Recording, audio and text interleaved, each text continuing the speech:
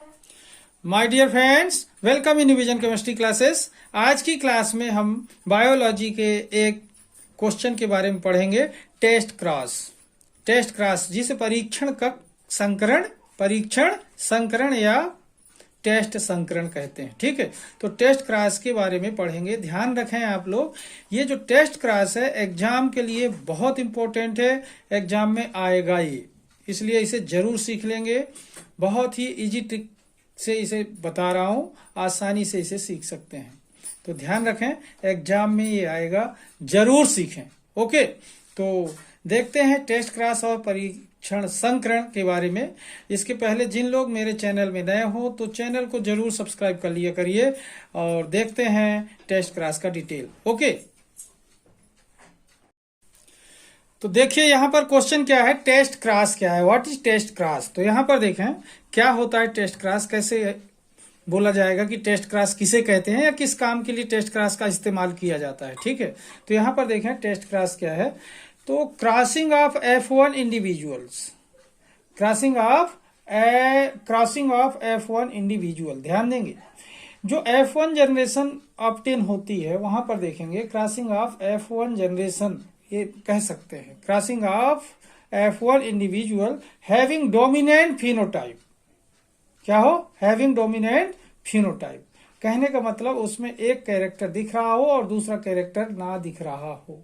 ठीक है, तो crossing of F1 individual having dominant phenotype with its homozygous recessive parent.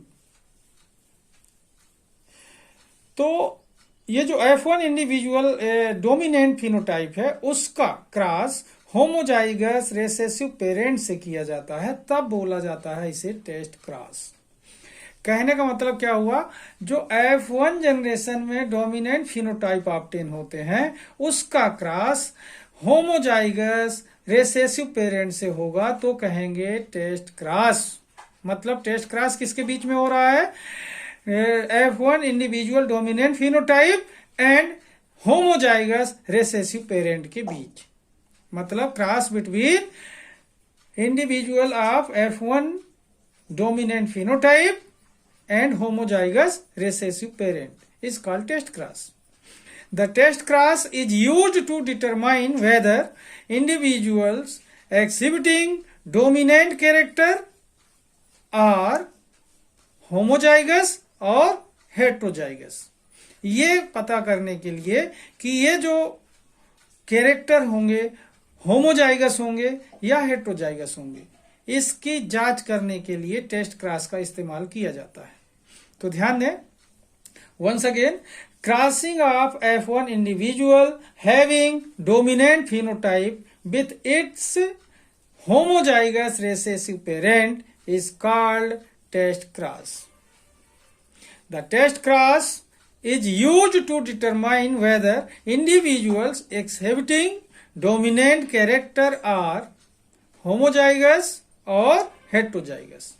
जो डोमिनेंट कैरेक्टर हैं वो होमोजाइगस होंगे या हेट्रोजाइगस होंगे, इसके लिए टेस्ट क्रॉस का इस्तेमाल किया जाता है। ठीक है, तो क्या देखा अपन ने कि crossing of F1 individual having dominant phenotype with its homozygous recessive parent is called test cross. The test cross is used to determine whether individuals exhibiting dominant character are homozygous और हेट्रोजाइगस। ओके, तो अब देखते हैं इसका cross. तो अब यहां पर देखते हैं क्रॉस, देख रहे हैं यहां पर देखें कैपिटल टी और स्मॉल टी।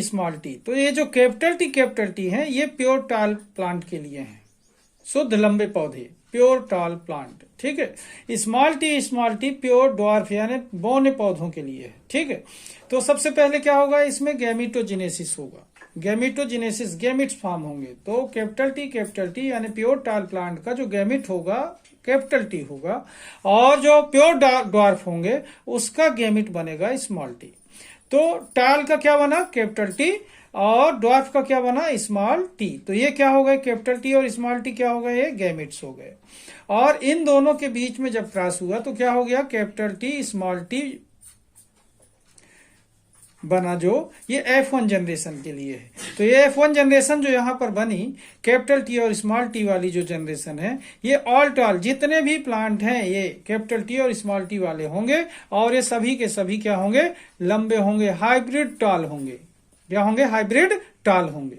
अब देखें यहाँ पर ये जो हाइब्रिड टाल ऑब्टेन हुए हैं, कैपिटल टी और स्मॉल टी हाइब्रिड टाल हैं। यहाँ पर ध्यान दें, ये लिया यहाँ पर capital T small T hybrid dominant है, हाइब्रिड डोमिनेंट यानी हाइब्रिड टाल प्लांट है, और इनका क्रॉस करवाना है रेसेसिव पेरेंट से। यहाँ पर देखें स्मॉल टी से, okay, small T recessive plant के लिए है, और ये कैपिटल टी जो यहाँ पर अपन को हाइब्रिड डोमिनेंट ऑब्टेन हुए हैं, कैपिटल टी स्मॉल टी, इनके बीच में क्रॉस हो रहा है। ठीक है, तो इनके बीच में जब क्रॉस होता है तो ये वाला देखेंगे स्मॉल टी, तो ये स्मॉल टी रेसेसिव पेरेंट के लिए, और कैपिटल टी और स्मॉल टी ये हाइब्रिड डोमिनेंट के गेमिट है। ठीक है, तो यहाँ पर देखें इसके गेमिट ये है कैपिटल टी और स्मॉल टी, और इसके गैमेट स्मॉल टी ये है।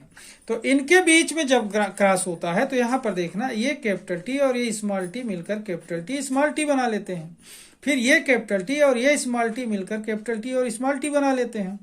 तो ये जो प्लांट होंगे कैपिटल टी स्मॉल टी क्या होंगे, टाल प्लांट होंगे। ठीक है, अब यहाँ पर देखें ये स्मॉल टी और ये स्मॉल टी के बीच में क्रॉस हुआ तो स्मॉल टी ऑब्टेन हुआ, फिर ये स्मॉल टी और इस स्मॉल टी के बीच में क्रॉस हुआ तो स्मॉल टी ऑब्टेन हुआ। तो यहाँ पर देखें ये स्मॉल टी और ये स्मॉल टी, तो ये ड्वार्फ प्लांट कहलाते हैं। कैसे हैं, ड्वार्फ प्लांट के लिए। तो यहाँ पर ये देखें कि ये 2 टाइम ये है और 2 टाइम ये है, मतलब 50% टाल प्लांट है और 50% ही ड्वार्फ प्लांट है। ठीक है, टाल प्लांट कितने हुए 50%, ड्वार्फ प्लांट कितने हुए 50%।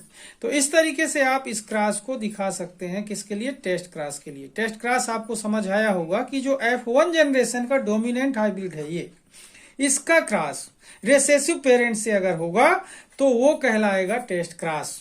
बात समझ आ रही होगी, F1 जनरेशन के हाइब्रिड डोमिनेंट का क्रॉस किससे हो, रेसेसिव पेरेंट से हो, तो कहलाएगा क्या, टेस्ट क्रॉस। ओके, और ये टेस्ट क्रॉस आप लोग इसे आसानी से सीख सकते हैं, एग्जाम के लिए मोस्ट इंपॉर्टेंट है, एग्जाम में आएगा ही ये, ध्यान रखेंगे, इसलिए जरूर सीख लेंगे। ओके।